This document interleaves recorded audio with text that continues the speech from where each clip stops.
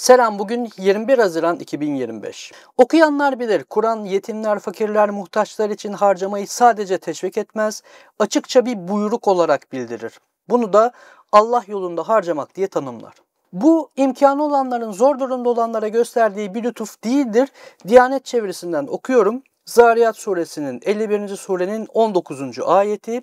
Mallarında isteyen ve mahrum olanlar için bir hak vardır. Bu bir tavsiye değil, teşvik değil, zorunluluk. Çünkü ihtiyacı olanlar için harcamak onlara yapılan bir lütuf, bir iyilik değildir, bir haktır.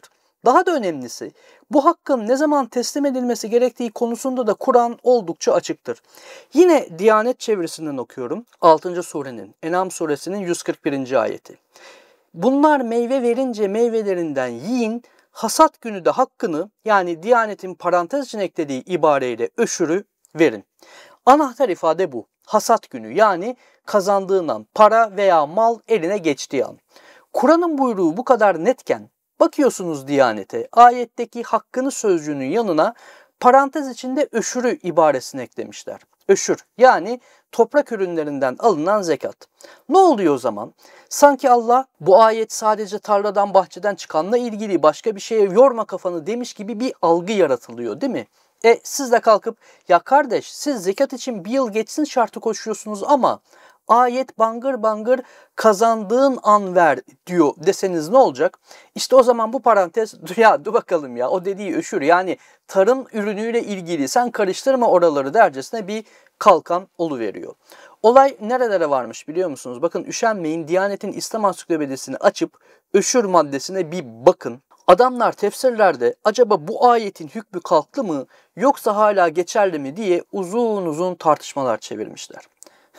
Ayetin hükmünün kalkması ne demek derseniz, Kur'an'da bambaşka bir bağlamda geçen nesih kavramını bazı Kur'an ayetlerinin hükmü kalkmıştır diye yorumlamışlar. Hangileri olduğunun da bir listesi yok tabii, her şey muğlak. Böyle olunca da işlerine gelmeyen hangi ayet varsa bunlar nesledilmiştir diye geçersiz hale getirebiliyorlar.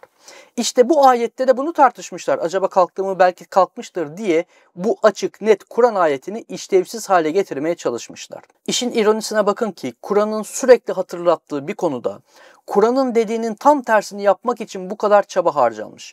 Halbuki Kur'an müminlerin vasfını 3. surede Ali İmran suresi 134. ayette onlar bollukta ve darlıkta Allah yolunda harcayanlardır diye belirtir. Yani sürekli ve koşulsuz bir infak ruhunu teşvik eder diyebiliriz ama hakim gelenek nisap, yani zekat yükümlülüğünde esas alınan zenginlik ölçüsü anlamında bir fıkıh terimiyle bu ayetin de hükmünü boşa düşürmüştür. Buna göre, yani nisap kavramına göre, geleneğin zekat anlayışına göre ancak belli bir miktarın üzerinde servetimiz varsa ve o serveti de bir yıl boyunca elimizde tutabilmişsek işte o zaman zekat vermemiz gerekiyormuş. Üstelik bu adamların fıkhına göre milyon dolarlık evler, lüks arabalar gibi devasa servet unsurları zekat hesaplamasına dahil bile edilmiyor. Bakın Kur'an iman edenlerin özelliklerini sayarken İnsan suresi 76. surenin 8. ayetinde onlar seve seve yiyeceği yoksula, yetime ve esire yedirirler diyor. Hakim geleneğin zekat hükümlerine bakın ve şahitlik edin. Seven böyle yapar mı? Sadece bu ayetler de değil. Kur'an öyle bir kitap ki neredeyse her konudan sonra infaktan bahseder. Hatta bunu Allah'a borç vermek olarak tanımlayıp insanları duygusal olarak motive etmeye çalışır ama hakim gelenek Allah'ın bu buyruğunun etrafında fetvalarla duvarlar örmüş. Nisap diye barikatlar kurmuş. Bir yıl beklediği işi yokuşa sürmüş, verecekleri de 40'ta 1. Kısaca Kur'an sürekli paylaşmanın yolunu ararken bu adamlar istiflemenin fıkhını yazmışlar. Bu kişilerin bir yandan Kur'an'ın emrettiği paylaşımın kapsamını daraltırken diğer yandan Allah israf edenleri sevmez ayetlerine rağmen lüks içinde yaşamaları da cabası ve olay sadece bireysel olarak insanların infak etmesiyle de sınırlı değil.